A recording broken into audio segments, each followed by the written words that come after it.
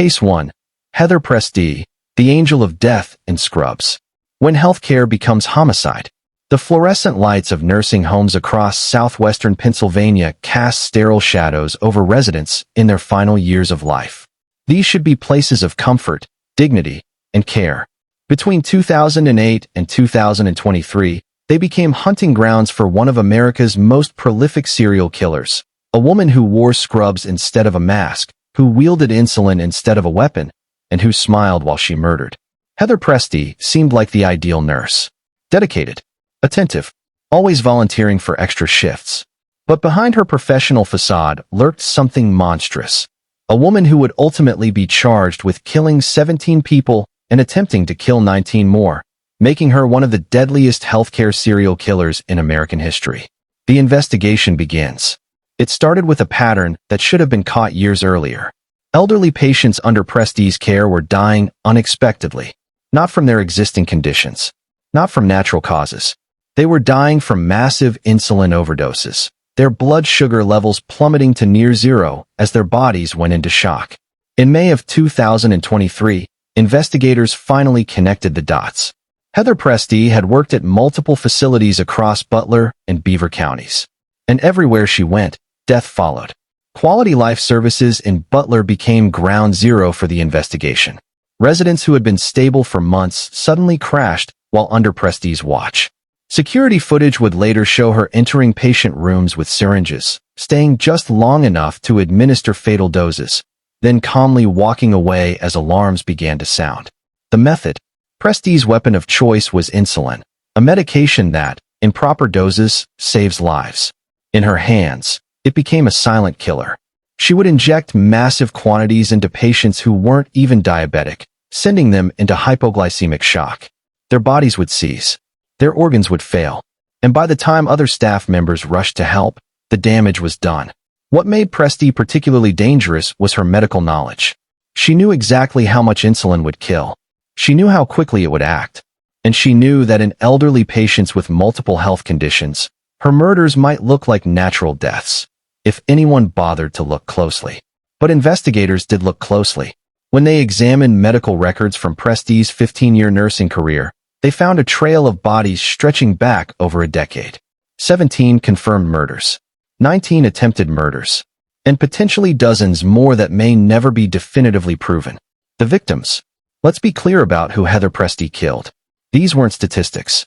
They were grandparents, great-grandparents, people who had served their country, raised families, built communities. They trusted the healthcare system to care for them in their most vulnerable years. 89-year-old residents who had survived the Great Depression and World War II, only to be murdered by someone sworn to protect them. Veterans who had faced enemy fire abroad, only to be killed in their own beds by a trusted caregiver.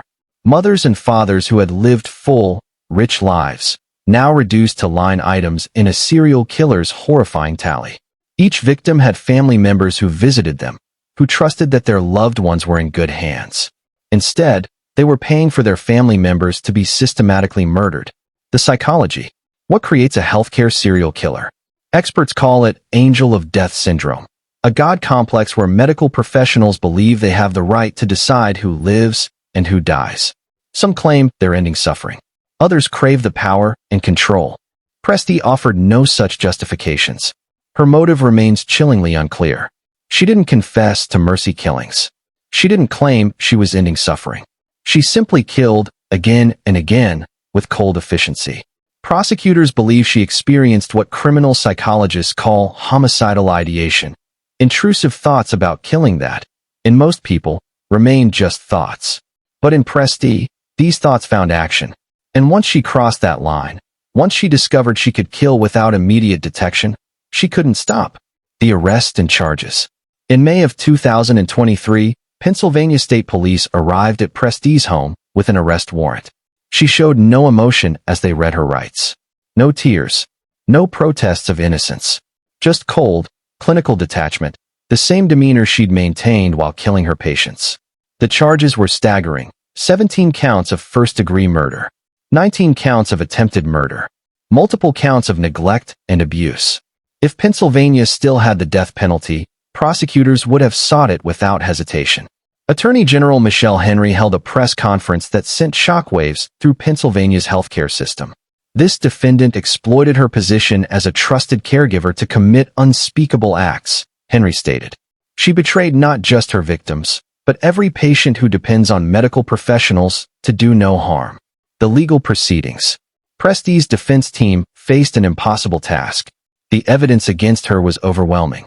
Medical records showed unexplained insulin administrations. Security footage placed her in patient rooms moments before crashes. Toxicology reports revealed massive insulin levels in non-diabetic patients. In January of 2025, rather than face a trial where every horrifying detail would be presented to a jury, Heather Pressdee accepted a plea deal. She pleaded guilty to murdering 17 people, becoming one of the most prolific serial killers in Pennsylvania history. The sentencing hearing was devastating. Family members of victims filled the courtroom, many clutching photographs of their lost loved ones. They spoke of birthdays that would never be celebrated, of holidays forever marked by absence, of the violation of trust that made their grief even more unbearable. Judge ordered 17 consecutive life sentences without possibility of parole. Even if she lives to be 100, Heather Pressdee will die in prison, a small measure of justice for the 17 lives she stole and the 19 people she tried to kill. The systemic failures. But here's what should terrify every American with a loved one in a care facility. Heather Pressdee operated for 15 years across multiple facilities. How was this possible? The investigation revealed catastrophic failures at every level. Facilities didn't properly investigate unexplained deaths. Staff members who noticed suspicious patterns were dismissed or ignored. Background checks failed to catch concerning patterns as Pressdee moved from facility to facility. Pennsylvania's healthcare oversight system had failed spectacularly, and Pressdee knew it. She exploited every weakness, every gap, every blind spot in a system that should have stopped her years earlier. In response, Pennsylvania lawmakers introduced emergency legislation requiring enhanced oversight of nursing home deaths, mandatory reporting of suspicious patterns, and stricter background checks for healthcare workers. But for 17 families, these reforms came too late. Current status. Today, Heather Pressdee sits in the State Correctional Institution at Muncie, Pennsylvania's prison for female inmates serving long sentences. She's 41 years old. She will die there, decades from now, having spent more of her life in prison than she spent free. She maintains no contact with former colleagues. Inmates know what she did, and even in prison, where many are serving time for violent crimes, healthcare serial killers are viewed as particularly monstrous. Heather Pressdee's case stands as one of the darkest chapters in Pennsylvania's criminal history. A trusted nurse who became one of America's most prolific serial killers. A woman who violated the most sacred oath in medicine. First, do no harm. Case 2. Lisa Snyder, the mother who killed her children. A tragedy too horrible to comprehend. There are crimes that shake your faith in humanity. And then there are crimes so incomprehensible, so fundamentally wrong, that they seem to violate the very laws of nature itself. What Lisa Snyder did to her children on September 23, 2019, falls into this second category. The 911 call. It was 4:45 in the afternoon when Lisa Snyder called 911 from her home in Albany Township, Berks County, Pennsylvania. Her voice was frantic. "My kids. I found them in the basement. They're hanging. Please help." First responders raced to the modest home on Creek Road. What they found would haunt them for the rest of their lives. 8-year-old Connor Snyder and 4-year-old Brinley Snyder, hanging from a wire wrapped around an exposed beam in the unfinished basement. Both children were unresponsive. Paramedics worked desperately to revive them. Connor and Brinley were rushed to Lehigh Valley Hospital, Cedar Crest. But the damage was catastrophic. Their young brains had been deprived of oxygen for too long. Connor died 3 days later, on September 26th. Little Brinley held on for 3 more agonizing days before she passed on September 29th. 2 innocent children, gone. And their mother's story about what happened to them was about to fall completely apart. The mother's story. Lisa Snyder told investigators a story that was disturbing even if it had been true. She claimed that 8-year-old Connor had been severely bullied at school. According to Snyder, the bullying had become so intense that Connor had told her he wanted to die. She claimed she had come home that afternoon to find both children hanging in the basement, that Connor had created this elaborate suicide setup and somehow convinced his 4-year-old sister to die with him. It was a story designed to evoke sympathy. A tragic tale of a bullied child driven to suicide who, in his disturbed state, had taken his baby sister with him. A heartbroken mother who had lost everything. There was just one problem. None of it was true. The investigation. From the very beginning, something didn't add up. Pennsylvania State Police investigators and forensic experts began examining every detail of the scene, and the holes in Lisa Snyder's story grew wider by the hour. First, the physical evidence. The wire used in the hanging was tied with complex knots that would have been nearly impossible for an 8-year-old to create, let alone a distraught child attempting suicide. The positioning of the wire, the height of the beam, the setup itself, all pointed to adult involvement. Second, investigators contacted Connor's school. Teachers, counselors, administrators. None had any reports of bullying. None had noticed any behavioral changes suggesting depression or suicidal ideation. Connor's classmates described him as a happy, normal child. The bullying story was a complete fabrication. Third, forensic analysis of Lisa Snyder's phone and computer revealed disturbing searches in the days before the children died. She had researched hanging methods. She had looked up information about children and suicide. She had searched for details about life insurance policies. But perhaps most damning, security camera footage from a neighbor's home showed that only Lisa Snyder's vehicle was present at the house during the time frame when the children died. No one else had been there. No intruder. No mysterious figure. Just a mother and her 2 children. The charges.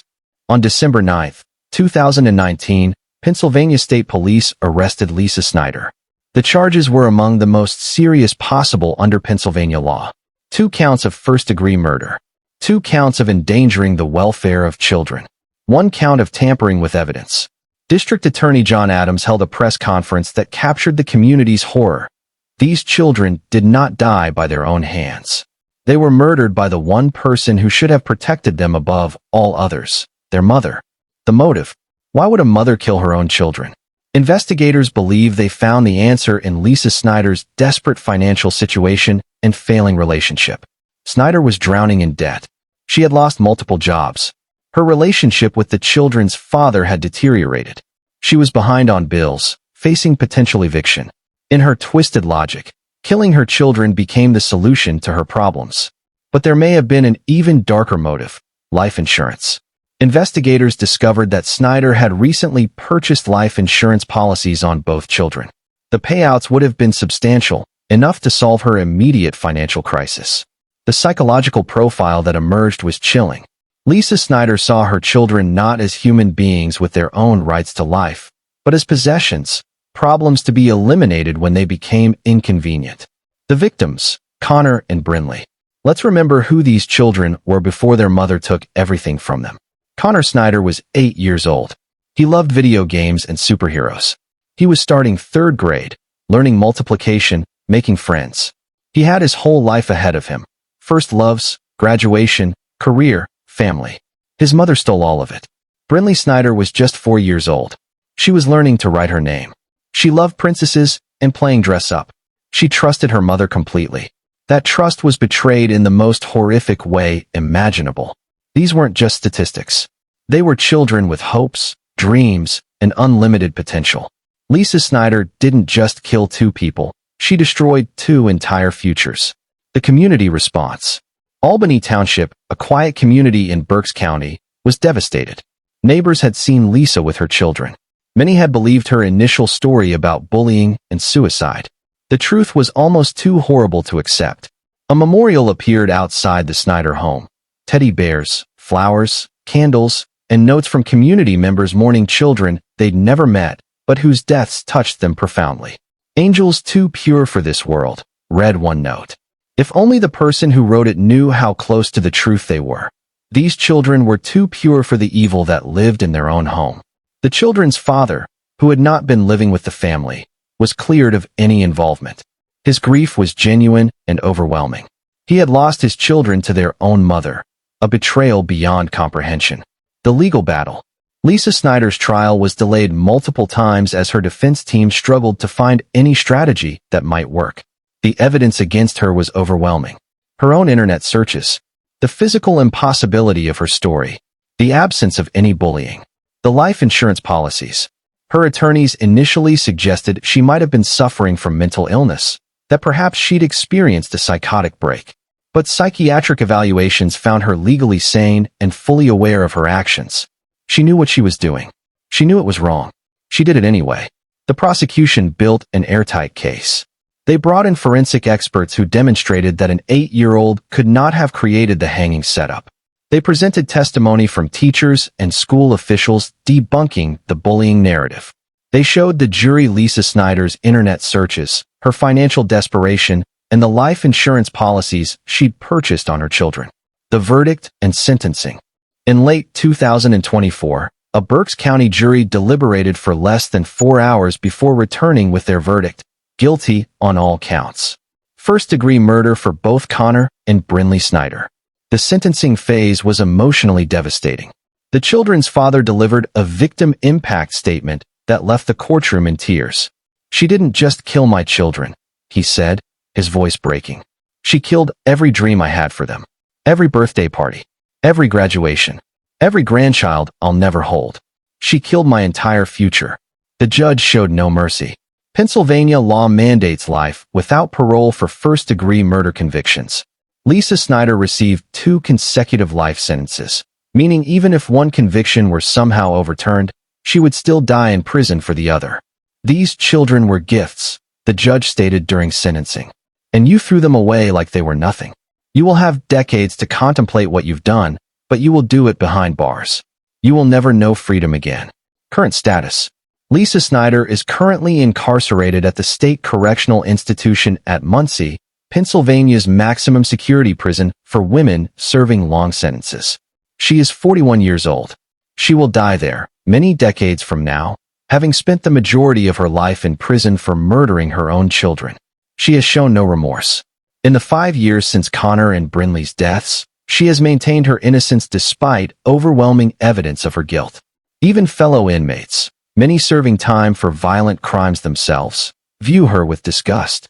In the hierarchy of prison, child killers occupy the absolute bottom.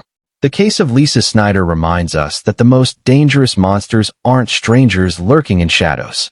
Sometimes, they're the people children call mommy, the very people who should protect them above all else. Connor and Brinley Snyder deserved a mother who loved them. Instead, they got Lisa Snyder. And that made all the difference between life and death. Case 3. Trinh Nguyen. When a mother's love turns deadly. The Chesterbrook murder-suicide that shocked Delaware County.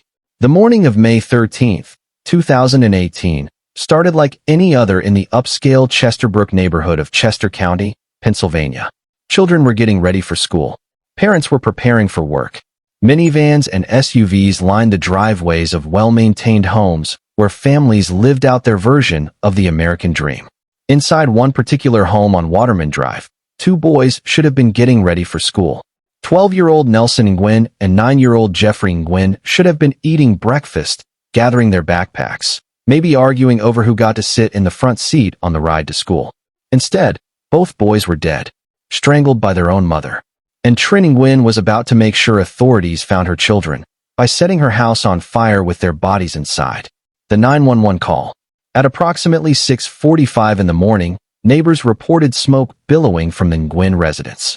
Firefighters from the Eagle Fire Company arrived within minutes, their engines screaming through the quiet suburban streets. They found the 2-story home fully engulfed. Flames were shooting through the roof. The heat was so intense, it was melting the vinyl siding on neighboring houses. This wasn't just a house fire. This was an inferno deliberately set to destroy evidence. After battling the blaze for over an hour, firefighters made their way inside. What they discovered turned a fire investigation into a homicide case. 2 young boys, deceased, in an upstairs bedroom. Initial examinations suggested they had died before the fire started. This was no tragic accident. This was murder. And then, in a bathroom, firefighters made another discovery. Trinh Nguyen herself, still alive, but suffering from smoke inhalation and self-inflicted cuts. She had tried to kill herself after murdering her children and setting the fire. She had failed. The investigation. As Trinh Nguyen recovered at Powley Hospital under police guard, investigators began piecing together the horrifying events of that morning. The medical examiner determined that both Nelson and Jeffrey had been manually strangled, killed by sustained pressure on their necks that cut off blood flow to their brains. This wasn't a moment of rage. This was calculated, deliberate murder that took several minutes per child. The fire had been set deliberately, using accelerants in multiple locations throughout the house. Trinh Nguyen had wanted to destroy the evidence, to make it look like her children had died in an accidental fire. But the flames hadn't burned hot enough or long enough to hide the truth. Detectives searched through what remained of the home and discovered something chilling. A note, partially burned but still legible. In it, Trinh Nguyen expressed despair over her failing marriage and financial troubles. She wrote that she couldn't bear to leave her children behind, so she had decided they would all leave together. It was a murder-suicide note, except Trinh Nguyen had survived. The background. On the surface, the Nguyen family seemed successful. They lived in an affluent neighborhood. The boys attended good schools. Both parents had professional careers. But beneath this veneer of success, the family was crumbling. Trinh Nguyen's marriage was failing. Her husband had moved out, and divorce proceedings had begun. Financial pressures were mounting. She was facing the prospect of losing the lifestyle she had worked so hard to achieve. The house, the neighborhood, the image of success. But here's what made Trinh Nguyen different from other people facing similar struggles. She couldn't accept that her children would be better off without her. She couldn't conceive of a world where she wasn't in control of their lives. Friends and neighbors were shocked. They described Trinh as a devoted mother who seemed to dote on her boys. But investigators discovered a darker pattern. Trinh Nguyen was controlling and possessive. The boys weren't just her children. They were extensions of herself, possessions she owned. The psychology of familicide. What Trinh Nguyen committed is classified by criminologists as filicide suicide, when a parent kills their children and then attempts or completes suicide. It's thankfully rare, but devastatingly final when it occurs. Experts identify several types of filicide. Altruistic filicide, where the parent believes they're saving the child from a worse fate. Acutely psychotic filicide, driven by hallucinations or delusions. Unwanted child filicide, where the child is seen as a burden. Accidental filicide, where abuse escalates to death. Spouse revenge filicide, where one parent kills the children to hurt the other parent. Trinh Nguyen's crime appears to fall into the first category, altruistic filicide. She claimed she was saving her children from the pain of the divorce, from the disruption of their lives, from a future she couldn't control. But let's be absolutely clear. There was nothing altruistic about strangling two terrified children. This was murder, pure and simple, dressed up in the language of maternal love. The victims, Nelson and Jeffrey. Nelson Nguyen was 12 years old. He was in 6th grade. He played soccer and loved video games. He was starting to think about middle school, about girls, about what he wanted to be when he grew up. His mother stole all of it from him. Jeffrey Nguyen was 9 years old. He was in 3rd grade. He still believed in superheroes. He collected Pokemon cards. He had just lost his 2 front teeth. He was at that magical age where everything seems possible and the whole world is an adventure waiting to happen. His mother decided he would never get to take that adventure. Both boys were honor students. They had friends. They had teachers who cared about them. They had a father who loved them and wanted to remain part of their lives. Yes, their parents' marriage was ending, but that's survivable. Millions of children have divorced parents and go on to live happy, successful lives. Nelson and Jeffrey Nguyen never got that chance because their mother decided her pain was more important than their lives. The arrest and charges. Once Trinh Nguyen had recovered sufficiently from her injuries and smoke inhalation, she was arrested at the hospital. Chester County District Attorney Tom Hogan announced the charges: 2 counts of first-degree murder, 2 counts of third-degree murder, arson, and related offenses. This defendant made a choice, Hogan stated at a press conference. She chose to end 2 innocent lives rather than deal with the normal challenges of divorce that millions of Americans face every day. She chose murder. And now she will face justice. The community response was intense. Neighbors who had known the family held a vigil for Nelson and Jeffrey. Classmates created memorial posters. Teachers struggled to explain to other students why their friends weren't coming back to school. The boy's father, devastated beyond measure, released a statement. "My sons were my world. They were bright, kind, loving boys who had their entire lives ahead of them. I will never understand how their mother could do this. I will spend the rest of my life missing them." The legal proceedings. Trinh Nguyen's defense team faced an impossible task. Their client had written a note explaining what she planned to do. She had strangled both children with her own hands. She had set the fire to cover up the murders.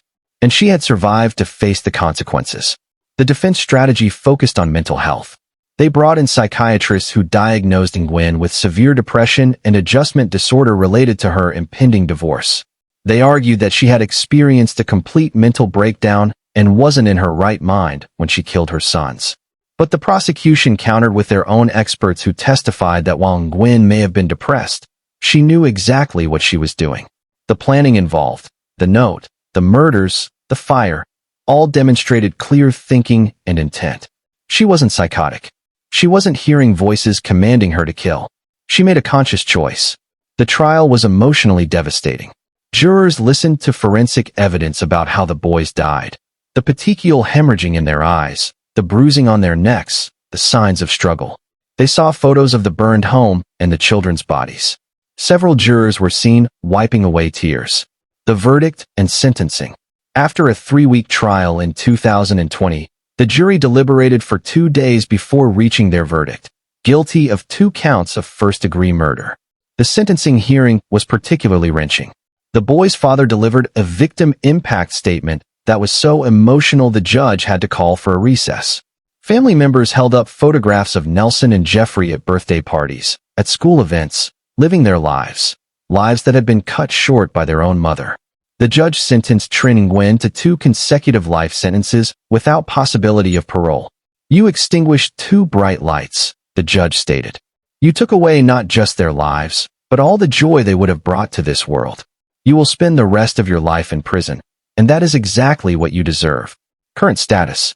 Trinh Nguyen is currently incarcerated at SCI Muncie, Pennsylvania's maximum security facility for women. She is 51 years old. She will die in prison, many decades from now, having spent the rest of her life contemplating the irreversible decision she made on May 13, 2018. She has reportedly expressed remorse, though that remorse rings hollow. She told a prison counselor that she thought it was the right thing to do at the time, and that she wanted to spare them pain. What about their pain as they were being strangled? What about their terror as they realized their own mother was killing them? In prison, Trinh Nguyen has kept to herself. Other inmates know what she did. Even in a population of convicted criminals, maternal filicide is viewed as particularly repugnant. The case of Trinh Nguyen serves as a tragic reminder that divorce, financial problems, and personal struggles, no matter how severe, are never justification for murder. Millions of people face these challenges and find healthy ways to cope.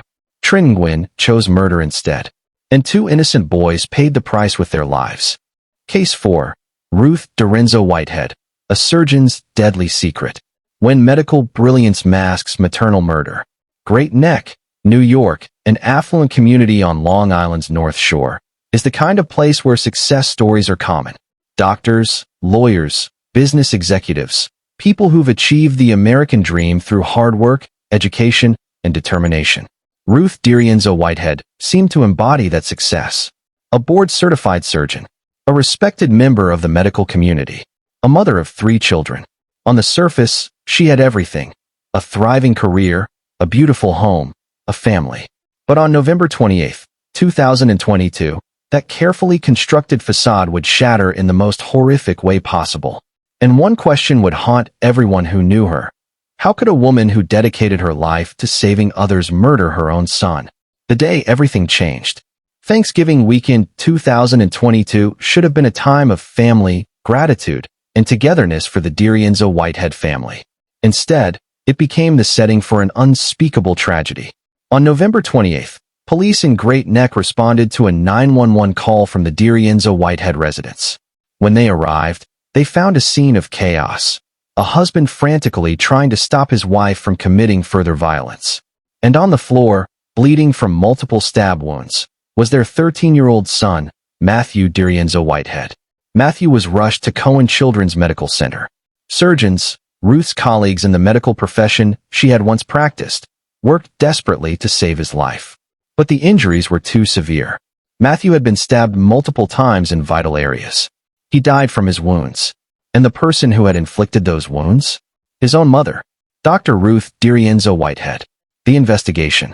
Nassau County detectives began what should have been a straightforward investigation.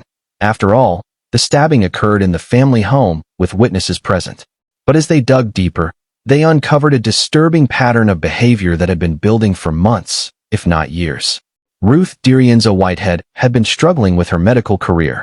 She had been placed on administrative leave from her position at St. Francis Hospital in Roslyn.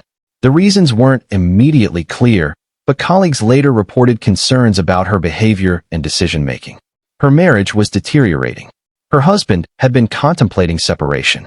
The family dynamics had become increasingly toxic, with Ruth becoming more controlling and erratic. But most disturbing was Ruth's relationship with Matthew.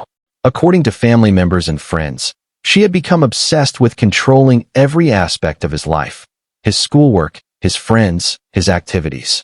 When Matthew, entering his teenage years, began asserting more independence, Ruth couldn't handle it. The night of November 28th, an argument had erupted over something seemingly trivial. Matthew's performance in school or his behavior at home. Accounts vary. But what started as a typical parent-teenager conflict escalated in a way no one could have predicted.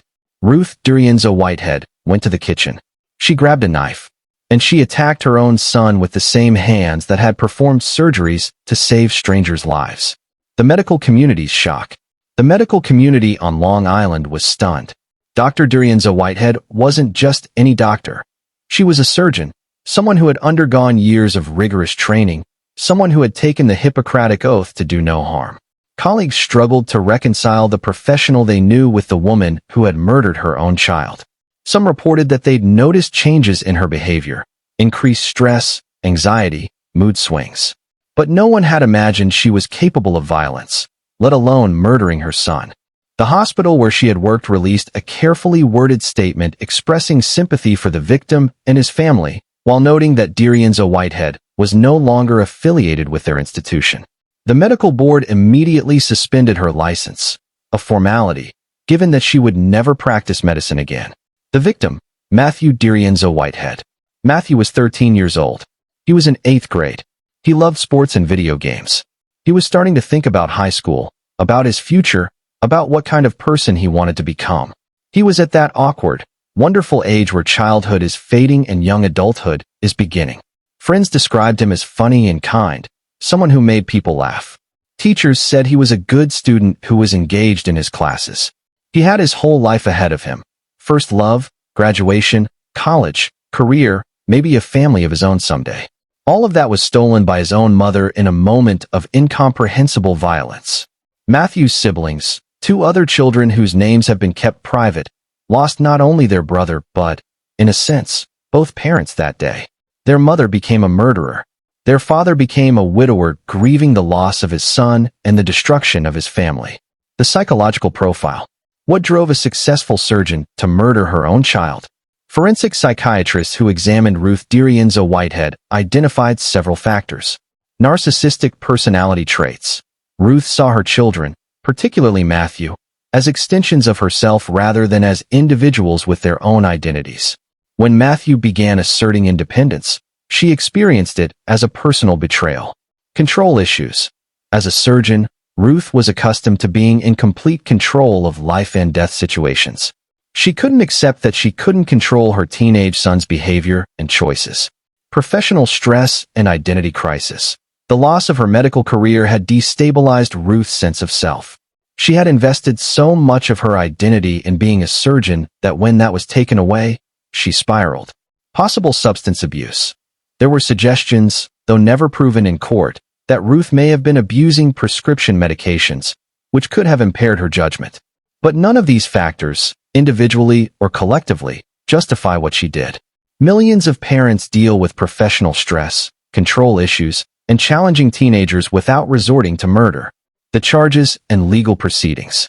Ruth DiRienzo-Whitehead was arrested at the scene and charged with second-degree murder. Given the circumstances, the stabbing occurred during a domestic dispute with no premeditation. Prosecutors determined that first-degree murder charges weren't appropriate.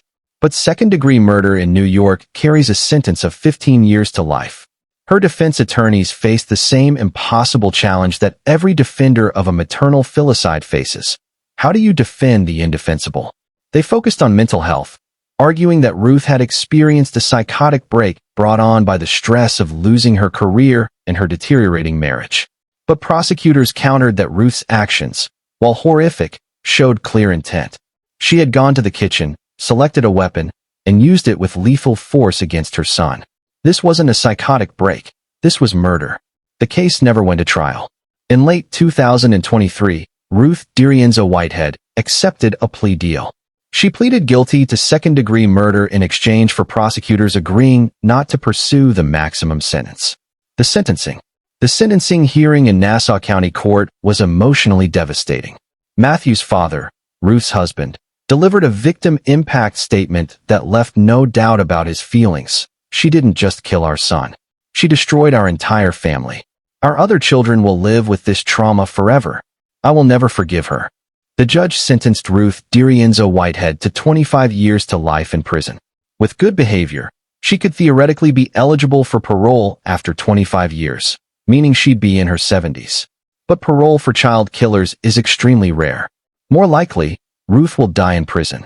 You were gifted with the ability to save lives, the judge told her during sentencing.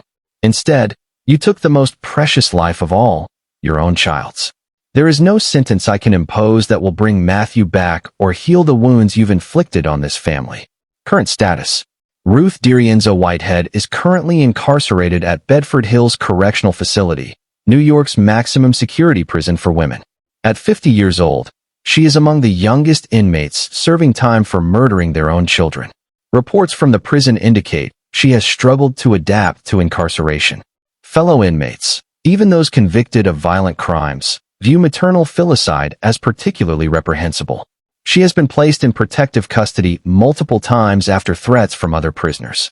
She has reportedly expressed remorse, writing letters to Matthew's siblings apologizing for what she did. Those letters have been returned unopened. Her surviving children want nothing to do with the woman who murdered their brother. The medical license she worked so hard to earn has been permanently revoked. The career she dedicated her life to is over. The family she created is destroyed. And a 13-year-old boy who should be graduating high school right now is dead. Ruth DiRienzo-Whitehead serves as a chilling reminder that education, success, and professional achievement are no protection against the capacity for evil. Beneath her surgeon scrubs beat the heart of a murderer. And Matthew paid the ultimate price. Case 5. Nancy Focht. Murder for motorcycle insurance money.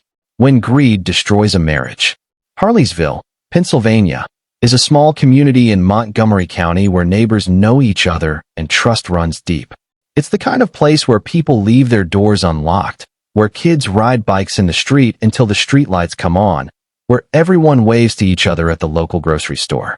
It's not the kind of place where you expect a wife to brutally murder her husband for insurance money. But on October 5, 2018, that's exactly what happened. The 911 call. At approximately 9:30 in the evening, Nancy Focht called 911 from her home on Harleysville Pike. Her voice was panicked, breathless. "My husband. I think he's having a heart attack. Please send help." Paramedics arrived within minutes.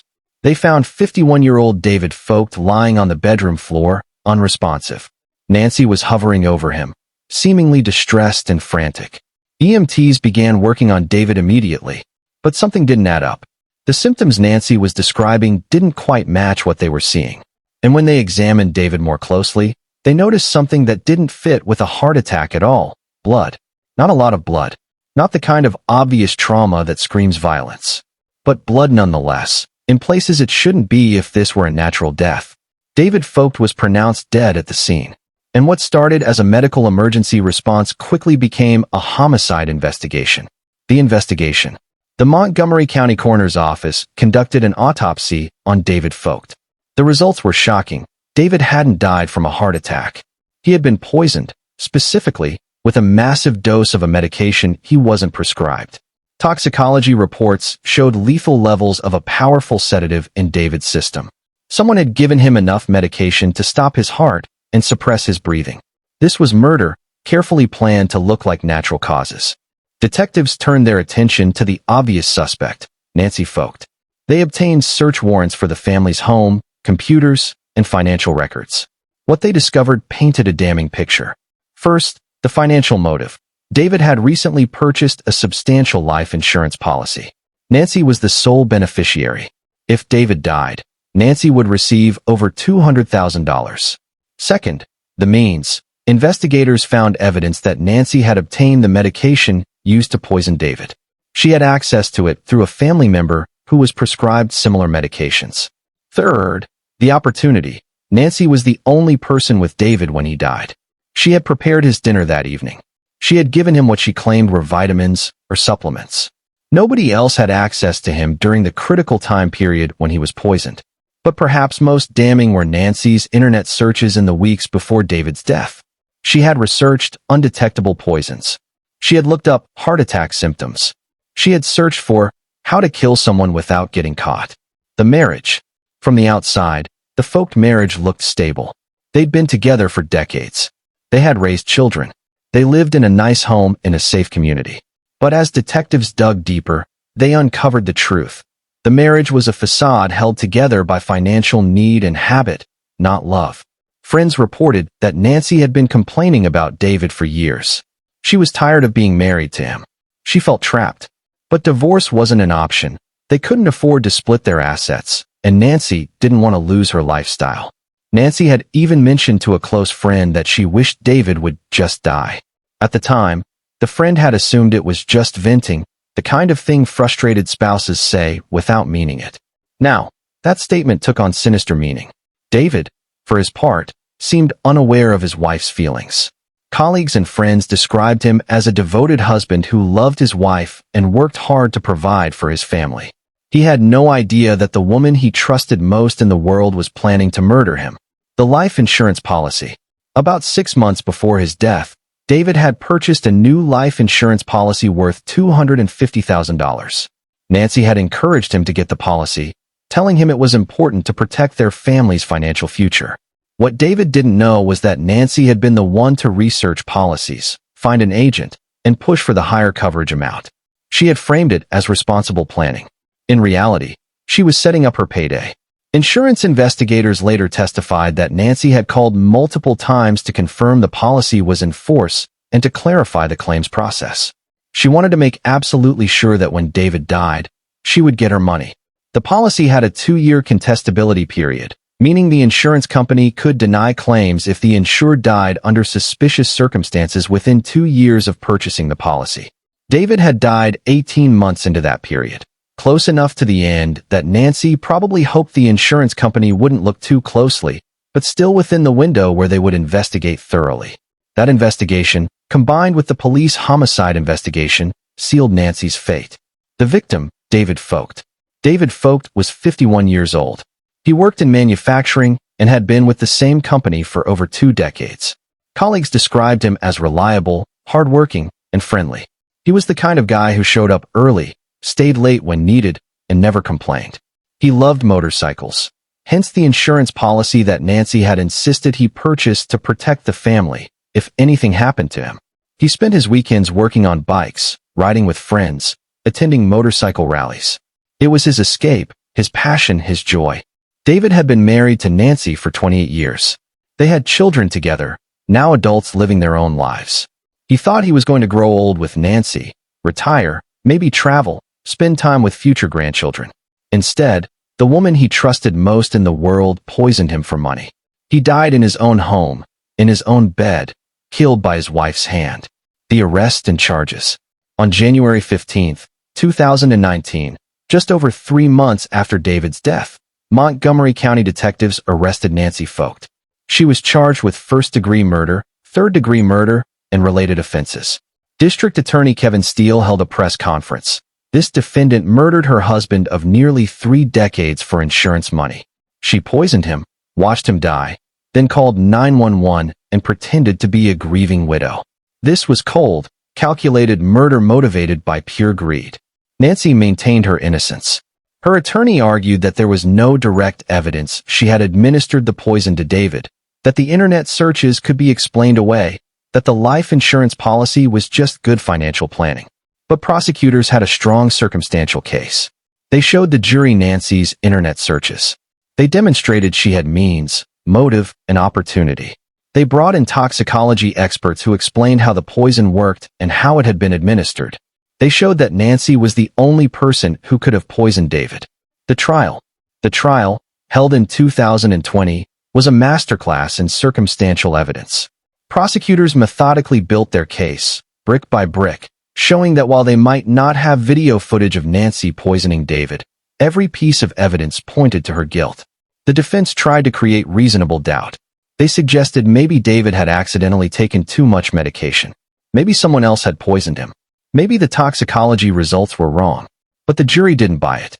After 3 days of deliberation, they returned with their verdict, guilty of first-degree murder.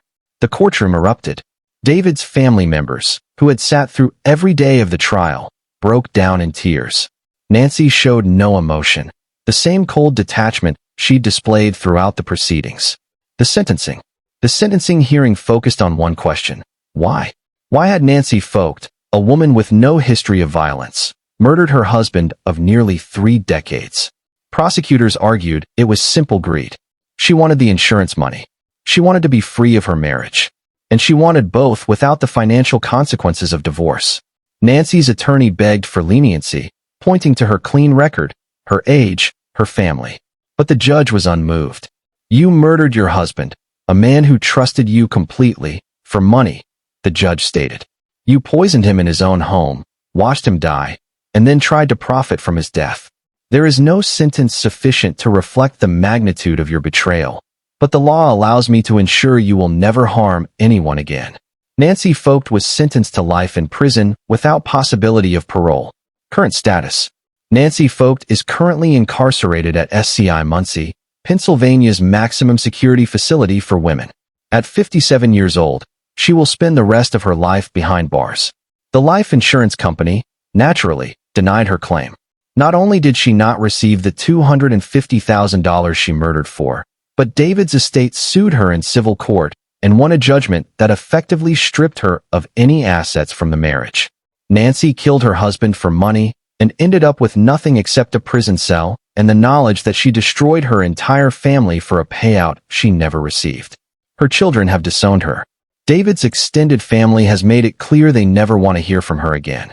She is, in every meaningful sense, completely alone.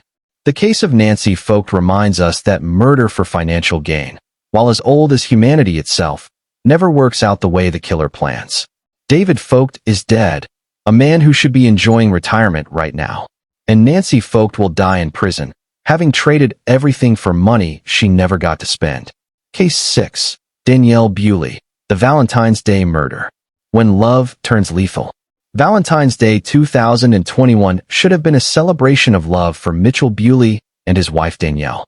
Instead, it became the day Mitchell took his last breath, shot to death by the woman he'd married, the woman he'd trusted, the woman who decided that a life insurance payout was worth more than their marriage vows. The crime scene. Police in Washington County, Pennsylvania, responded to a 911 call in the early morning hours of February 14, 2021. The call came from Danielle Bewley, and her story was dramatic. Someone had broken into their home and shot her husband. "Please help," she told the 911 operator, her voice shaking. "Someone broke in. They shot Mitchell. There's blood everywhere. Please hurry." When officers arrived at the residence in South Strabane Township, they found exactly what Danielle had described.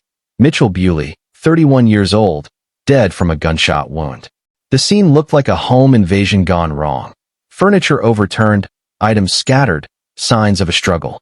But experienced homicide detectives knew that crime scenes can be staged. And as they began their investigation, red flags immediately started appearing. The investigation begins. Pennsylvania State Police investigators started with Danielle's story. She claimed she and Mitchell had been asleep when they heard someone breaking in. The intruder, she said, had come upstairs, confronted them, and shot Mitchell before fleeing. Danielle said she never got a good look at the person. It was a plausible story. Home invasions happen. Burglaries go wrong. People die in random acts of violence. But detectives noticed details that didn't add up. First, there were no signs of forced entry. Every window and door was intact. The break-in evidence looked staged. Items carefully placed to look disturbed rather than the chaos of an actual intrusion. Second, neighbors reported hearing no sounds of a break-in, no running footsteps, no vehicle speeding away. Just a single gunshot in the night. Third, and most damning, was the physical evidence.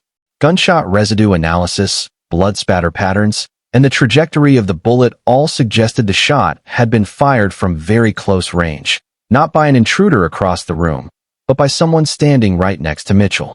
Detectives obtained warrants for the Bewleys' financial records and electronic devices. What they found gave them their motive, money.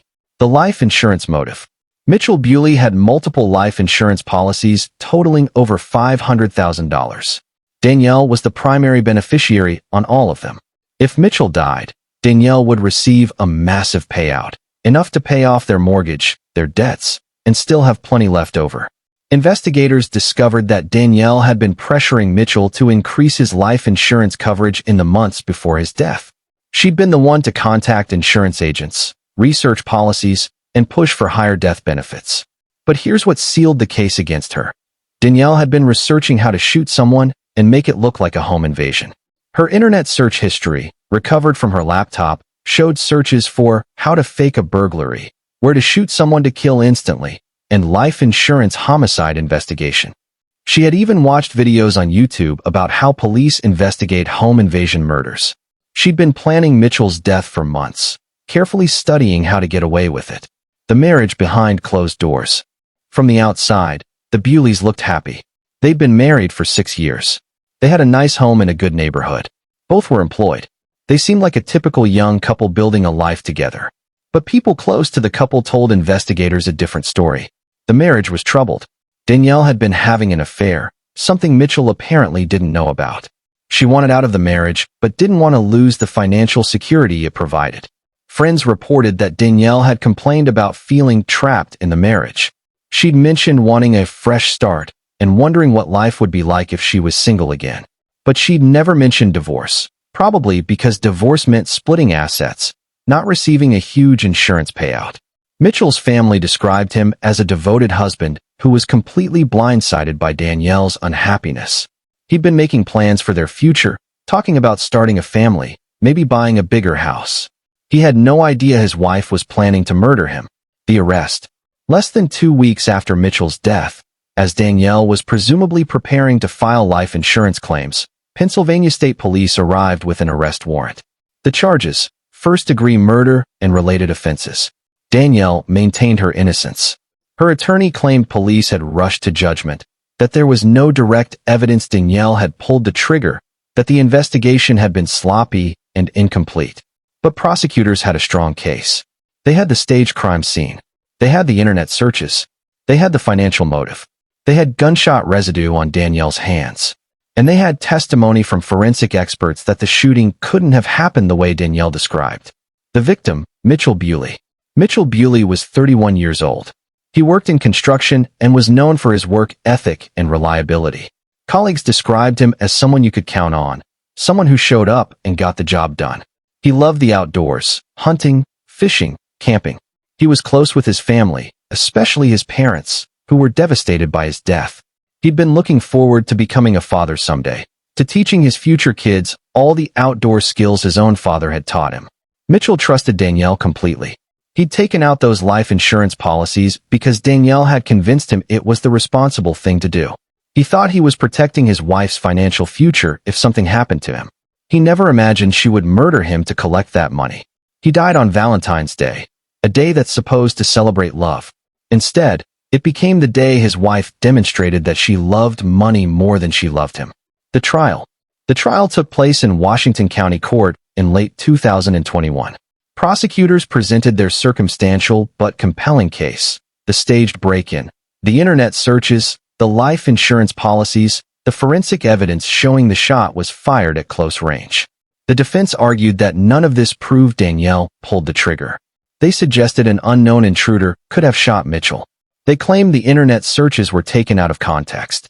They attacked the forensic evidence as inconclusive. But the jury wasn't convinced. After 2 days of deliberation, they returned with their verdict, guilty of first-degree murder. Danielle showed no emotion as the verdict was read. Her family members in the courtroom broke down crying, not because they believed she was innocent, but because they couldn't believe she had done something so monstrous. The sentencing hearing was emotionally charged. Mitchell's parents delivered victim impact statements that left everyone in tears. "She stole our son from us," Mitchell's mother said, her voice breaking. "She murdered him in cold blood for money. And she did it on Valentine's Day, a day that will be forever ruined for our family. We'll never hold our grandchildren that Mitchell would have given us. We'll never see him grow old. She took everything from us." The judge sentenced Danielle Bewley to life in prison without possibility of parole. Pennsylvania law mandates this sentence for first-degree murder convictions. "You planned this murder methodically," the judge told Danielle. "You researched how to do it. You staged a crime scene. You looked your husband in the eye and pulled the trigger. And you did it for money. The law allows me only one sentence, and I impose it without hesitation. Life without parole." Current status. Danielle Bewley is currently incarcerated at SCI Muncie, Pennsylvania's maximum security women's prison. At 33 years old, she will spend the next 50 or 60 years behind bars before dying in prison. The life insurance companies, naturally, denied all her claims. Not only did she not receive the money she murdered for, but Mitchell's estate sued her in civil court and was awarded the life insurance money, which went to Mitchell's parents. Danielle killed her husband for $500,000 and ended up with nothing but a life sentence. She has filed appeals, all of which have been denied. The evidence against her was overwhelming. The trial was conducted properly, and Pennsylvania courts have no interest in giving her another chance. Her affair partner, the man she was seeing while married to Mitchell, has moved on with his life and refuses to have any contact with her. Even he wants nothing to do with a woman capable of cold-blooded murder. The case of Danielle Bewley serves as a stark reminder that life insurance, intended to protect families, can become a motive for murder. Mitchell Bewley bought those policies to take care of his wife if something happened to him. Instead, she made something happen to him so she could collect the money. Case 7. Marie Scott, the longest-serving woman in Pennsylvania prisons. 5 decades behind bars for felony murder. On a fall evening in 1973, a robbery went terribly wrong in Philadelphia. When the smoke cleared, one man was dead, and Marie Scott, just 19 years old at the time, would begin a sentence that has now lasted over 5 decades, making her one of the longest-serving female inmates in Pennsylvania history. The crime, October 1973. The robbery itself was almost mundane in its simplicity. Marie Scott and several accomplices decided to rob a small grocery store in North Philadelphia. It was supposed to be quick, easy money. No one was supposed to get hurt. But robberies rarely go according to plan.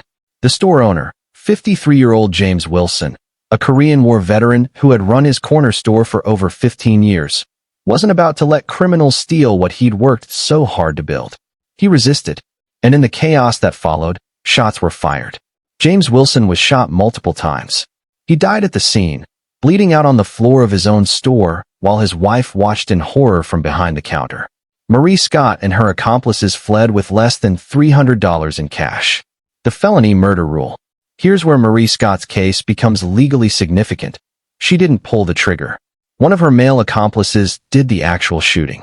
But under Pennsylvania's felony murder rule, a law that remains controversial to this day, anyone who participates in a felony during which someone dies can be charged with murder, regardless of who actually killed the victim. The rationale is straightforward. If you choose to commit a dangerous felony like armed robbery, you bear responsibility for any deaths that result, even if you didn't personally fire the weapon. The law treats all participants as equally culpable for the foreseeable consequences of their criminal actions. For Marie Scott, this meant a first-degree murder charge even though prosecutors acknowledged she hadn't shot James Wilson. She had been there. She had participated in the robbery. She had been part of the criminal enterprise that led to a man's death. Under Pennsylvania law, that was enough. The investigation and arrest. The investigation moved quickly. Multiple witnesses had seen the robbers flee the scene. Security cameras, primitive by today's standards, but functional, had captured images of the perpetrators. Within 48 hours, Philadelphia police had identified and arrested Marie Scott and her 3 accomplices. During interrogation, Marie initially tried to minimize her role. She claimed she hadn't known the others were armed. She said she thought it was just going to be a simple theft, not a violent robbery. She insisted she never intended for anyone to get hurt. But prosecutors weren't interested in her intentions. They were interested in her actions. She had participated in an armed robbery. A man had died. Under Pennsylvania law, that made her a murderer. The trial. Marie Scott's trial took place in Philadelphia County Court in 1974. It was a relatively brief proceeding by today's standards. The evidence was straightforward. Witnesses placed her at the scene. She'd admitted participating in the robbery, and James Wilson was dead as a direct result of that robbery. Her defense attorney argued that Marie was just a teenager, that she'd been influenced by older, more experienced criminals, that she deserved leniency because she hadn't fired the fatal shots. The attorney begged the jury to consider Marie's youth and lack of prior criminal record. But prosecutors emphasized that James Wilson was dead, that his wife was now a widow, that his children no longer had a father, all because Marie Scott and her friends decided to rob a store. They argued that the felony murder rule exists precisely for cases like this, where criminal enterprises result in death. The jury deliberated for less than a day before returning with their verdict: guilty of first-degree murder. The sentencing: life without parole. In 1974, Judge Thomas Reed sentenced Marie Scott to life in prison without possibility of parole. At just 19 years old, she had effectively received a death sentence. Except instead of execution, she would spend the next 50-plus years behind bars. The judge was unmoved by pleas for leniency. "A good man is dead," he stated during sentencing. "A family has been destroyed. This defendant may not have fired the weapon, but she was an essential participant in the crime that led to James Wilson's death. The law holds her fully accountable." Marie Scott was transferred to the State Correctional Institution at Muncie, Pennsylvania's prison for women serving long sentences. She was 19 years old. The year was 1974. Richard Nixon had just resigned. Gas cost 53 cents a gallon. The Vietnam War was winding down. Marie Scott would remain in prison as the decades rolled by. Through the 1980s. Through the 1990s. Through Y2K and September 11th and the Great Recession and the COVID pandemic.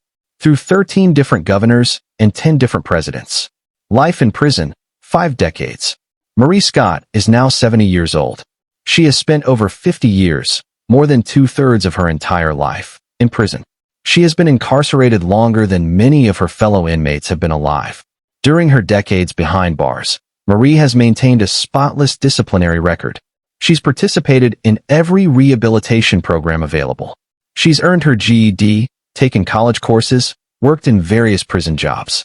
She's become a mentor to younger inmates, warning them about the consequences of criminal choices. Prison staff describe her as a model inmate, cooperative, respectful, never causing problems.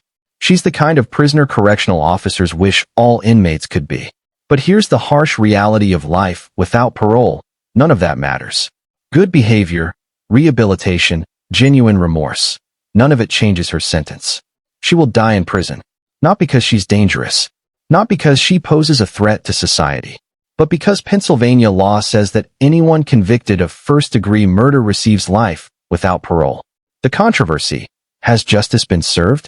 Marie Scott's case has become a rallying point for criminal justice reform advocates who argue that the felony murder rule is unjust and that life without parole should be reserved for the most heinous offenders.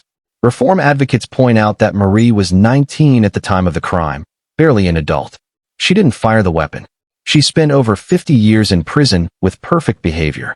She poses zero risk to public safety. Keeping her incarcerated at this point serves no purpose other than punishment for punishment's sake. The shooter in Marie's case, the person who actually pulled the trigger and killed James Wilson, died in prison decades ago after serving 31 years. Marie has now been in prison nearly twice as long as the actual killer.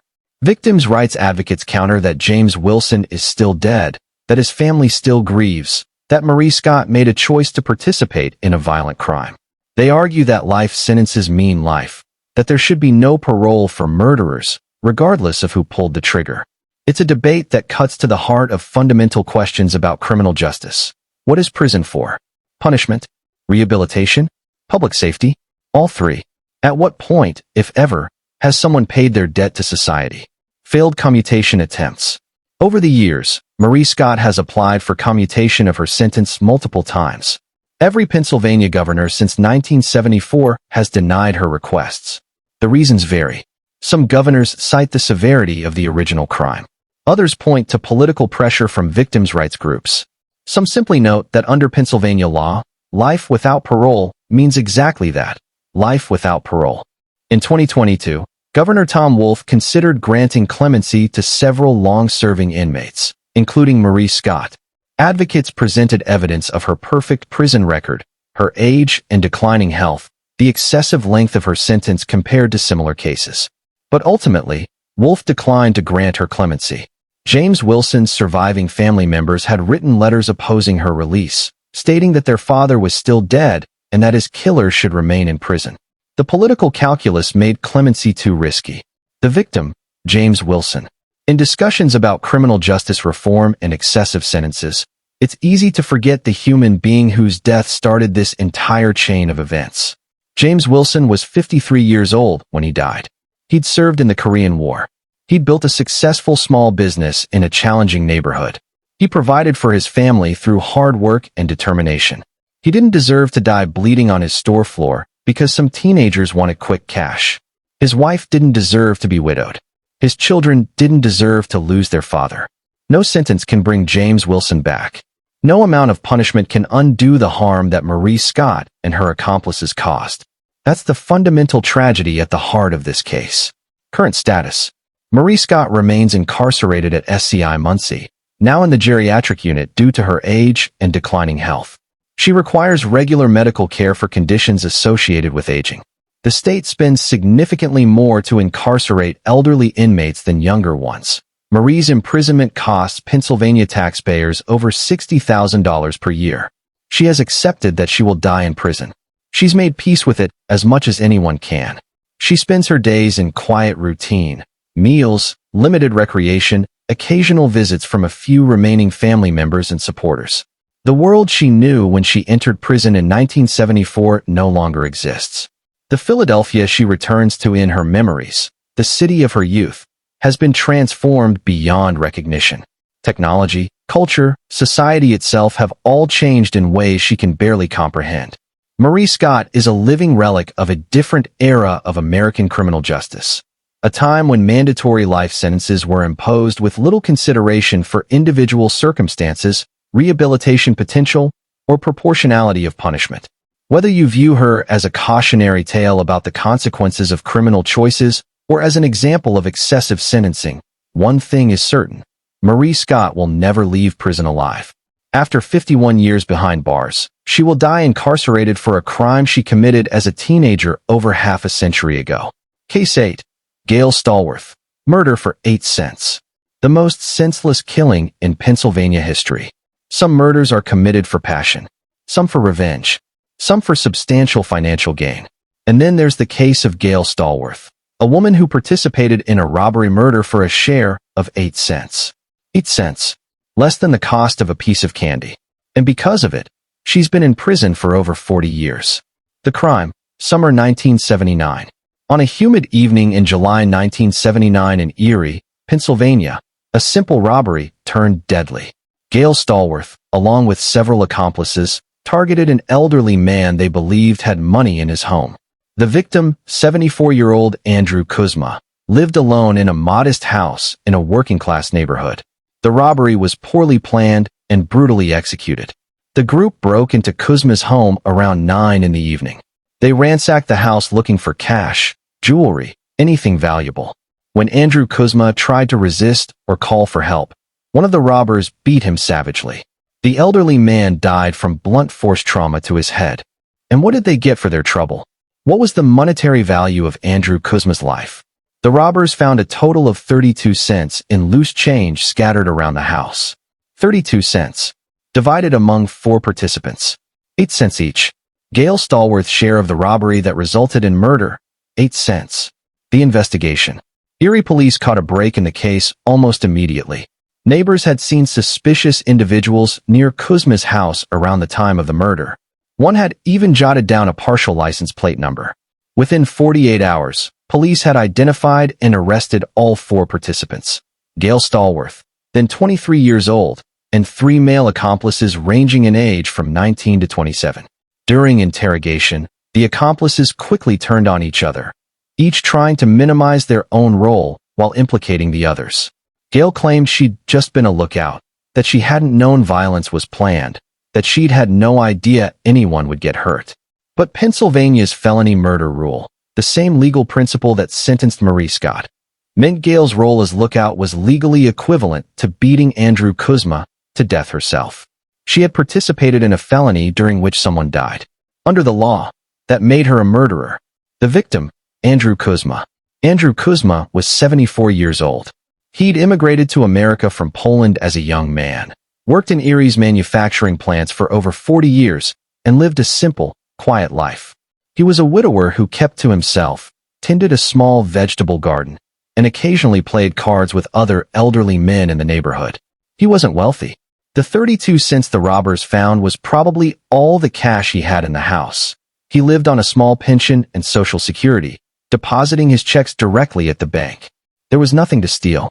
If the robbers had done even basic surveillance, they'd have realized Andrew Kuzma was the wrong target for a lucrative robbery. Instead, they broke into his home, terrorized an elderly man, beat him to death, and came away with pocket change. It was senseless violence for essentially no gain whatsoever. Andrew had no children. His wife had died several years earlier.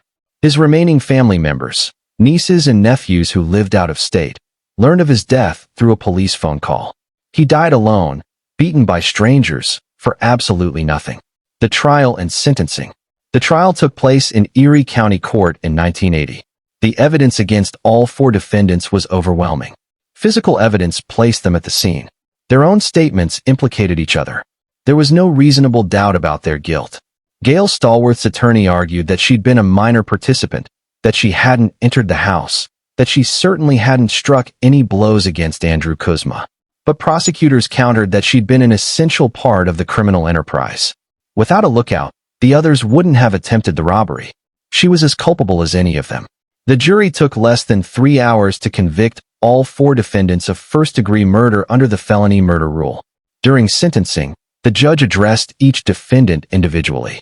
When he got to Gail Stallworth, his words were harsh. You participated in a crime that resulted in an elderly man being beaten to death in his own home. You did this for 8 cents. 8 cents. I struggle to comprehend the moral bankruptcy that allows a person to participate in such senseless violence for such a trivial gain. You will spend the rest of your life in prison. Gail Stallworth received life without possibility of parole. She was 23 years old, 4 decades behind bars. Gail Stallworth is now 67 years old. She has been incarcerated for 45 years, nearly twice as long as she'd been alive when she committed her crime. Like Marie Scott, she has spent the majority of her life in prison. Her institutional record is mixed.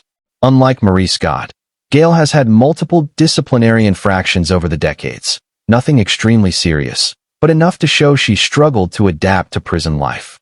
She's had conflicts with other inmates, periods of depression, difficulties following institutional rules. But advocates who followed her case point out that she was essentially a kid when she went to prison. She never had a chance to develop into a mature adult in free society. Her entire adult development happened behind bars, in an environment that's not conducive to healthy psychological growth. The debate over felony murder. Cases like Gail Stallworth's and Marie Scott's have fueled ongoing debate about the felony murder rule. Critics argue that it's unjust to treat someone who was a lookout or getaway driver the same as someone who actually commits a killing. They point out that the rule can result in grossly disproportionate punishments. Supporters of the rule argue that anyone who participates in a dangerous felony bears moral and legal responsibility for all foreseeable consequences, including death. They contend that eliminating or weakening the felony murder rule would make it harder to prosecute accomplices and would fail to hold them accountable for their role in crimes that result in deaths. In Gail's case, The amount stolen, 8 cents, makes the disproportion particularly stark. A life sentence for participating in a robbery that netted 8 cents seems, to many observers, excessive to the point of absurdity. But Andrew Kuzma's life wasn't worth 8 cents. It wasn't worth $8 million. Human life is priceless. And Gail Stallworth chose to participate in a crime that cost a man his life. Failed clemency efforts. Like Marie Scott, Gail Stallworth has applied for commutation multiple times over the decades. And like Marie Scott, every Pennsylvania governor has denied her requests. The political reality is that governors face immense pressure from victims' rights groups not to grant clemency to anyone serving time for murder. Even in cases where the inmate is elderly, has served decades, poses no danger to society, the political risk of releasing someone convicted of murder is too great.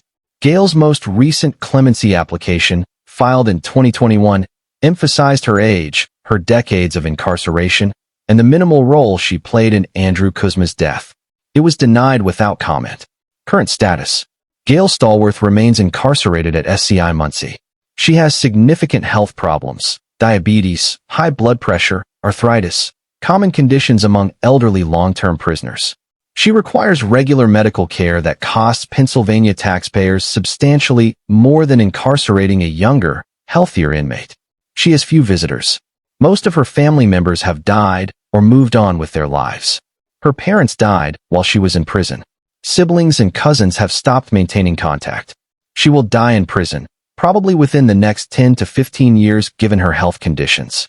She'll have spent approximately 5 decades behind bars for participating in a robbery that netted 8 cents and resulted in an elderly man's death. The unanswered question.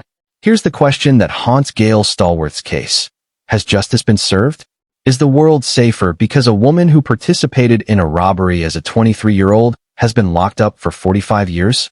There's no easy answer. Andrew Kuzma is still dead. His death was senseless and tragic. Someone had to be held accountable. But accountability and proportionality aren't the same thing. A life sentence for being a lookout in a robbery that netted 8 cents strikes many observers as fundamentally disproportionate, regardless of how tragic Andrew Kuzma's death was.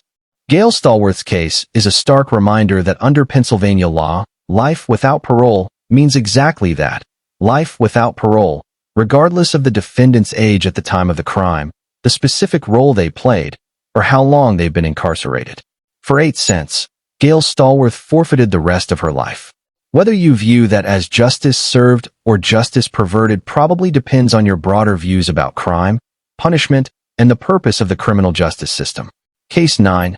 Kimberly Stahl, the methamphetamine murder of a mother. When drug addiction leads to unthinkable violence. Cumberland County, Pennsylvania, a quiet region of rolling farmland and small towns, isn't typically associated with violent crime. But on March 17, 2017, a drug-fueled attack would shock the community and result in one of the most disturbing murder cases in the county's history. The crime. The 911 call came in at 2:30 in the afternoon. A frantic woman reported that someone had been attacked at a residence in Silver Spring Township, just outside Harrisburg. The caller's voice was erratic, her words jumbled. She was clearly under the influence of something, but the dispatcher could make out enough to send police and paramedics immediately. When first responders arrived at the modest home on Sporting Hill Road, they found a scene of unimaginable horror. 56-year-old Rita Stahl lay on the living room floor, barely conscious, having suffered massive blunt force trauma to her head. Blood was everywhere, on the walls, the furniture, the floor. This wasn't just an attack. This was sustained, brutal violence. Rita was rushed to Hershey Medical Center with catastrophic injuries. Doctors fought to save her, but the damage was too severe. She died 2 days later, on March 19th, without regaining consciousness. And the person who had inflicted those injuries? Her own daughter, Kimberly Stahl. The methamphetamine connection. As investigators began piecing together what happened, a clear picture emerged. Kimberly Stahl, 31 years old, had been using methamphetamine. Not casually. Not recreationally. She was in the throes of a full-blown meth addiction that had destroyed her judgment, her empathy, and ultimately her humanity. On the day of the attack, Kimberly had been awake for multiple days straight, using meth continuously. She was experiencing methamphetamine-induced psychosis, a condition where users become paranoid, delusional, and sometimes violently aggressive. Kimberly had become convinced that her mother was part of some conspiracy against her. She believed Rita was stealing from her, talking about her behind her back, plotting to have her committed. None of it was real. It was all meth-induced paranoia. But in Kimberly's distorted reality, her mother had become the enemy. The attack itself was sustained and brutal. Kimberly used multiple objects to beat her mother: a lamp, a piece of furniture, her own fists and feet. Rita Stahl, a small, elderly woman, had no chance of defending herself against her drug-crazed daughter. The investigation. Cumberland County detectives found Kimberly at the scene, covered in her mother's blood, still in the grip of methamphetamine psychosis. She was ranting about conspiracies, about people trying to hurt her, about having to defend herself. She was arrested immediately and taken to the hospital for medical clearance before being transported to county jail. As the meth cleared from her system over the following days, the enormity of what she'd done began to sink in. Investigators executed search warrants and found extensive evidence of methamphetamine use throughout the home: pipes, residue, the telltale signs of chronic meth addiction. They interviewed neighbors who reported that Kimberly had been acting increasingly erratic in the weeks before the murder, displaying classic signs of meth-induced paranoia. Phone records showed Kimberly had been sending dozens of incoherent text messages to various people, rambling about persecution and threats that didn't exist. Friends she'd contacted described her as completely out of it and not making any sense. The victim, Rita Stahl. Rita Stahl was 56 years old. She'd worked as a nurse for over 3 decades, dedicating her life to caring for others. Colleagues described her as compassionate, skilled, and deeply committed to her patients. Rita had been trying to help her daughter overcome addiction. She'd paid for rehab programs. She'd attended support groups for families of addicts. She'd let Kimberly live with her, hoping a stable environment would help her daughter get clean. Instead, Rita's compassion and love for her daughter cost her her life. She died trying to help the person she'd given birth to, the child she'd raised, the daughter she loved unconditionally. Rita had other family members, a son who lived out of state, siblings, nieces, and nephews. Her funeral was packed with colleagues from the hospital, neighbors, friends. Everyone who knew her described her the same way: kind, caring, always willing to help others. Her death was senseless, tragic, and completely preventable. If Kimberly had gotten help for her addiction earlier, if she'd stayed in rehab, if she'd avoided methamphetamine, Rita Stahl would still be alive. The charges. Kimberly Stahl was charged with first-degree murder, third-degree murder, and aggravated assault. The first-degree murder charge was based on Pennsylvania's felony murder rule. Kimberly had been committing the felony of aggravated assault when Rita died, making it first-degree murder even though there may not have been premeditation in the traditional sense. Her defense attorney faced an impossible challenge. There was no question Kimberly had killed her mother. The evidence was overwhelming. The only potential defense was diminished capacity due to methamphetamine-induced psychosis. The defense argued that Kimberly had been so impaired by drugs that she couldn't form the specific intent required for first-degree murder. She didn't know what she was doing. She was in the grip of drug-induced delusions. She wasn't in control of her actions. But prosecutors countered that voluntary drug use doesn't absolve someone of responsibility for their actions. Kimberly had made the choice to use methamphetamine. She knew the drug was dangerous. The fact that she was high when she killed her mother didn't make her less guilty. It made the crime even more senseless. The trial. The trial took place in Cumberland County Court in late 2017. It was emotionally devastating for everyone involved. The prosecution presented graphic photos of the crime scene and Rita's injuries. They called medical experts who testified about the sustained, brutal nature of the attack. They showed the jury the weapons Kimberly had used to beat her mother to death. The defense called addiction specialists who explained how methamphetamine affects the brain, how it can cause psychosis, how users can lose touch with reality. They presented evidence of Kimberly's long struggle with addiction, her multiple attempts at rehab, her deteriorating mental state. But ultimately, the jury faced a simple question: did voluntary drug use excuse murder? After 3 days of deliberation, they answered with a resounding no. Kimberly Stahl was found guilty of third-degree murder. The jury declined to convict on first degree, apparently accepting that the meth psychosis prevented full premeditation, but they held her accountable for her mother's death. The sentencing hearing was heartbreaking. Rita's family members delivered victim impact statements that detailed the devastating loss of a beloved sister, aunt, and friend. Rita's son spoke about losing his mother to his sister's addiction. "My mother spent her entire life helping people," he said through tears. "She was a nurse. She saved lives. And she died trying to save my sister from her addiction. That's the ultimate tragedy. Mom died doing what she always did, trying to help someone she loved." The judge sentenced Kimberly Stahl to 25 to 50 years in prison. With good behavior, she could theoretically be eligible for parole after serving 25 years. She'd be in her mid-50s if she lives that long. "You killed your own mother while in a drug-induced state that you voluntarily entered," the judge stated. "Your mother tried to save you from your addiction. Instead, your addiction killed her. You'll have decades to contemplate the consequences of your choices." The methamphetamine epidemic. Kimberly Stahl's case is emblematic of a larger crisis, the methamphetamine epidemic ravaging rural and suburban America. Meth isn't a big city drug. It's devastated small towns and suburban communities across Pennsylvania and the entire United States. Methamphetamine is particularly dangerous because of its psychological effects. Unlike opioids, which primarily cause respiratory depression and overdose, meth causes aggression, paranoia, and psychosis. Users become violent. They harm themselves and others. Kimberly Stahl is not unique. Across America, there are dozens of cases each year where methamphetamine users kill family members during drug-induced psychotic episodes. Parents kill children. Children kill parents. Spouses kill each other, all while high on a drug that fundamentally breaks their connection to reality and humanity. Current status. Kimberly Stahl is currently incarcerated at SCI Muncie. She's 37 years old now, having spent 7 years in prison. She has at least 18 more years before she's even eligible for parole consideration. Reports from the prison indicate she's sober now, obviously, given the controlled environment, and has expressed profound remorse for what she did. She's participated in substance abuse treatment programs and has become a mentor to other inmates struggling with addiction. But remorse doesn't bring Rita Stahl back. Being clean now doesn't erase the fact that she beat her mother to death while high on meth. She will live with that knowledge for the rest of her life. She's written letters to her brother and other family members apologizing for what she did. Most of those letters have gone unanswered or been returned unopened. The family wants nothing to do with her. In killing their mother, she also killed her relationship with the rest of her family.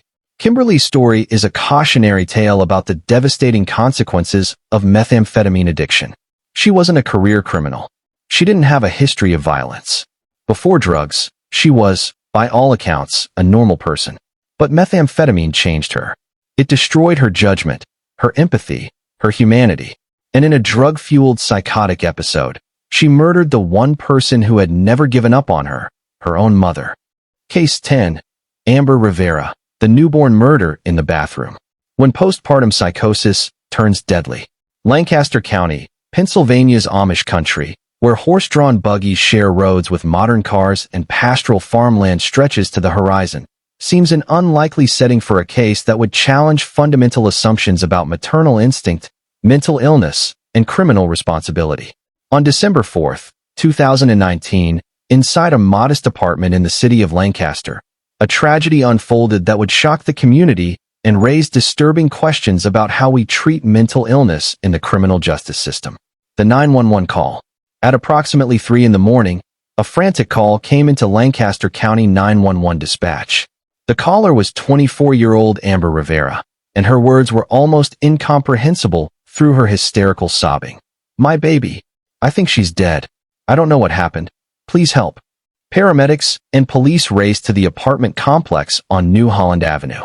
When they arrived, they found Amber Rivera in a state of complete psychological breakdown, rocking back and forth, covered in blood, repeating, I'm sorry," over and over. In the bathroom, officers made a discovery that would haunt them for the rest of their careers: a newborn baby girl, deceased, showing signs of trauma consistent with being harmed shortly after birth. The devastating truth. As investigators pieced together what happened, a horrifying picture emerged. Amber Rivera had concealed her pregnancy from everyone: family, friends, her boyfriend. She'd experienced what medical professionals call pregnancy denial, where a woman psychologically blocks out the reality of being pregnant. On the night of December 3rd, Amber had gone into labor alone in her bathroom. She'd given birth by herself. No medical care, no support, nothing. And then, in the grips of what forensic psychiatrists would later identify as acute postpartum psychosis, she had harmed her newborn daughter. The baby, later named Baby Doe Rivera, in court documents since Amber had never named her, had lived for approximately 30 minutes after birth before dying from injuries inflicted by her mother. The mental health crisis. What makes Amber Rivera's case different from most of the others in this documentary is the overwhelming evidence of severe mental illness. Multiple forensic psychiatrists who examined her agreed. Amber had experienced acute postpartum psychosis, a rare but extremely dangerous condition that can cause women to harm themselves or their newborns. Postpartum psychosis affects approximately 1 to 2 out of every 1,000 women who give birth. It typically manifests within hours or days of delivery and can cause severe confusion and disorientation, hallucinations and delusions, paranoia and irrational fears, loss of inhibitions, extreme mood swings, complete break from reality. Women experiencing postpartum psychosis often don't understand what they're doing. They may hear voices telling them to harm their baby. They may believe the baby is possessed or evil. They may think they're protecting the child by killing it. Their actions, while horrific, occur while they're in a state of complete psychotic break from reality. Amber Rivera displayed classic symptoms. In the hours after giving birth, she experienced vivid hallucinations. She believed the baby was somehow wrong or not real. She couldn't distinguish reality from delusion. And in that state, she did something she would never have done while sane. The investigation. Lancaster County detectives faced a complex case. On one hand, a newborn was dead at her mother's hands, clear-cut homicide. On the other hand, the perpetrator was clearly mentally ill, possibly to the point of legal insanity. They obtained Amber's medical records and discovered she'd been struggling with mental health issues for years: depression, anxiety, possible bipolar disorder. She'd been on and off various medications. She'd had multiple psychiatric hospitalizations in her late teens and early 20s. Amber had also been a victim of domestic violence. Her boyfriend, who was the father of the baby, had been physically abusive. She'd been isolated from her family and had no support system. The pregnancy itself had apparently been unwanted and terrifying for Amber. Rather than seek help, she'd gone into complete psychological denial. She hadn't sought prenatal care. She'd hidden the pregnancy from everyone. And when labor began, she'd been alone and completely unprepared for what was happening to her body and mind. The charges and the insanity defense. Amber Rivera was charged with first-degree murder and related offenses. But her defense attorney immediately signaled they would pursue an insanity defense, arguing that Amber had been so mentally ill at the time of the killing that she couldn't understand the nature of her actions or distinguish right from wrong.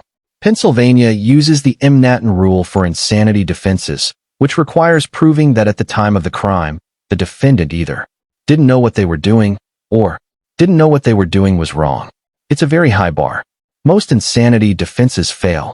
But in Amber's case, the psychiatric evidence was compelling. 3 separate forensic psychiatrists examined Amber. All 3 agreed. She had been experiencing acute postpartum psychosis at the time of the baby's death. All 3 believed she genuinely didn't understand what she was doing or that it was wrong. The trial. The trial took place in Lancaster County Court in late 2020. It was unlike most murder trials in that the defense openly admitted Amber had killed her baby. The entire case hinged on her mental state at the time. Prosecutors presented the physical evidence, the baby's injuries, the timeline of events, Amber's actions immediately after the birth. They argued that while Amber may have been depressed or stressed, she knew what she was doing and chose to kill her child. The defense presented extensive psychiatric testimony about postpartum psychosis. They brought in experts on maternal mental health who explained how this condition can cause women to act in ways completely foreign to their normal character. They presented evidence of Amber's long history of mental illness, her lack of prenatal care, her psychological pregnancy denial. Perhaps most powerfully, They showed the jury recordings of Amber's psychiatric evaluations, where she clearly had no understanding of why she'd done what she'd done. "I would never hurt a baby," she said in one recording, seemingly unaware that she had, in fact, killed her own newborn. "I love babies. Why would anyone do something like that?" This dissociation, her inability to connect her actions with herself, was powerful evidence of psychosis. The verdict, after 4 days of deliberation, an unusually long time, suggesting the jury struggled with the decision, they returned with their verdict, not guilty by reason of insanity. It was a controversial decision. Some community members were outraged, believing Amber had gotten away with murder. Letters to the editor in local newspapers expressed anger that a woman who killed her newborn wouldn't spend life in prison. But the jury had followed the law. The evidence of psychosis had been overwhelming. Amber Rivera had been legally insane at the time she killed her baby. However, not guilty by reason of insanity doesn't mean free to go. It means indefinite civil commitment to a psychiatric facility until such time as the defendant is no longer a danger to herself or others. The sentence, indefinite psychiatric commitment. The judge ordered Amber Rivera committed to Norristown State Hospital, Pennsylvania's maximum security psychiatric facility for criminal defendants found not guilty by reason of insanity. She would remain there indefinitely, potentially for the rest of her life. Every year, a review board evaluates her mental health and determines whether she's safe to be released. So far, she's been denied release every year. She will likely remain institutionalized for decades, receiving treatment for her mental illness, but also being held accountable for what she did. This is not a happy ending, the judge stated during the commitment hearing. A baby is dead. That baby's death was caused by her mother's actions. But those actions were the product of severe mental illness, not criminal intent. Ms. Rivera will receive the treatment she needs, but she will remain under state custody for the foreseeable future. The controversy, justice or injustice. Amber Rivera's case raises profound questions about criminal responsibility and mental illness. On one side, a baby is dead. The person who killed her is in a psychiatric hospital instead of prison. Is that justice for the baby? Don't all murderers deserve prison, regardless of their mental state? On the other side, punishing someone for actions they took while psychotic accomplishes nothing. Amber Rivera didn't choose to develop postpartum psychosis. She was desperately ill. Sending her to prison instead of a hospital would be cruel and unjust. Mental health advocates point to Amber's case as evidence that the criminal justice system needs better mechanisms for dealing with maternal mental illness. If Amber had received proper prenatal care, if someone had recognized her pregnancy denial and psychological distress, if she'd been evaluated by a mental health professional before giving birth, this tragedy might have been prevented. Victims' rights advocates counter that while mental illness is real and tragic, it can't excuse all behavior. A baby died. Someone has to be held accountable. Current status. Amber Rivera remains at Norristown State Hospital, now in her 5th year of commitment. Reports indicate she's responded well to treatment. She's on medications that have stabilized her mental health. She no longer experiences psychotic symptoms. She has expressed profound remorse for what she did. Though psychiatrists note it's complicated because she genuinely has no clear memory of the killing itself, only being told about it afterward. It's as if she's mourning a crime someone else committed, even though she knows intellectually that she did it. She participates in therapy focused on processing her trauma, managing her mental illness, and developing coping mechanisms. She'll never be able to have other children, not because she's legally prevented, but because the psychological trauma of what happened has made the idea impossible for her. Annual review boards continue to deny her release. Even though she's mentally stable now, the nature of her commitment, killing a newborn during a psychotic episode, means she'll likely remain institutionalized for many more years, possibly decades. Some family members have maintained contact with her, visiting her at the hospital. Others have cut off all communication, unable to reconcile their love for Amber with the horror of what she did. Amber Rivera will spend much of her life institutionalized for killing her own newborn baby during a psychotic break. Whether you view this as appropriate treatment for mental illness or inadequate justice for a murdered child probably depends on your broader views about mental illness, criminal responsibility, and the purpose of the justice system. Conclusion: the women behind bars forever. 10 women, 10 life sentences, 10 stories of choices, crimes, and consequences that will keep them behind bars until death. Heather Pressdee, the nurse serial killer who murdered 17 elderly patients. Lisa Snyder, who strangled her 2 children and tried to make it look like suicide. Trinh Nguyen, who killed her sons and set her house on fire. Ruth DiRienzo-Whitehead, the surgeon who stabbed her teenage son to death. Nancy Focht, who poisoned her husband for life insurance money. Danielle Bewley, who shot her husband on Valentine's Day for financial gain. Marie Scott, serving over 5 decades for a felony murder during a robbery in 1973. Gail Stallworth, imprisoned for 45 years for a robbery murder that netted 8 cents. Kimberly Stahl, who beat her mother to death while high on methamphetamine. Amber Rivera, confined indefinitely to a psychiatric hospital for killing her newborn during postpartum psychosis. Each case is unique. Each tells a different story about what leads human beings to cross the ultimate line, taking another person's life. Some killed for money. Some killed their own children. Some killed in drug-fueled rages. One killed because of severe mental illness. But they all share one thing in common. They will never leave prison alive. Whether in maximum security correctional facilities or secure psychiatric hospitals, these women will spend the rest of their lives behind bars, their freedom permanently revoked by the crimes they committed. The broader questions. These cases force us to confront uncomfortable questions about justice, punishment, and rehabilitation. Is life without parole always justified? Or are there cases where even murderers might deserve a second chance after decades of incarceration? How should the criminal justice system handle cases involving severe mental illness, like postpartum psychosis? Does the felony murder rule make sense when applied to lookouts and getaway drivers who didn't personally kill anyone? At what point, if ever, has someone served enough time for their crime? Should age at the time of the crime, being 19 or 23, factor into sentencing? There are no easy answers. The victims in these cases, from nursing home patients to young children to elderly robbery victims, had their lives stolen. No amount of punishment can bring them back. Their families live with permanent grief. But we must also grapple with what it means for society to lock people away forever. Some of these women are genuinely dangerous and need to remain incarcerated for public safety. Others, like Marie Scott, now 70 and incarcerated for 51 years, pose zero threat to anyone but remain in prison because Pennsylvania law mandates life without parole for first-degree murder. The cost of forever. Keeping someone in prison for life is expensive. The average cost of incarcerating an elderly inmate in Pennsylvania exceeds $60,000 per year. Multiply that by decades, and each lifer costs taxpayers well over $1 million. But cost isn't the primary consideration. Justice, public safety, and accountability matter more than money. The question isn't whether we can afford to keep them locked up. It's whether justice demands it. The takeaway. If there's one lesson from these 10 cases, it's this. Murder has consequences that extend far beyond the moment the crime is committed. These women made choices, sometimes in seconds, sometimes over months of planning, that destroyed not just their victims' lives, but their own. Heather Pressdee will never care for another patient. Lisa Snyder will never hold another child. Trinh Nguyen will never see her sons grow up, because she killed them.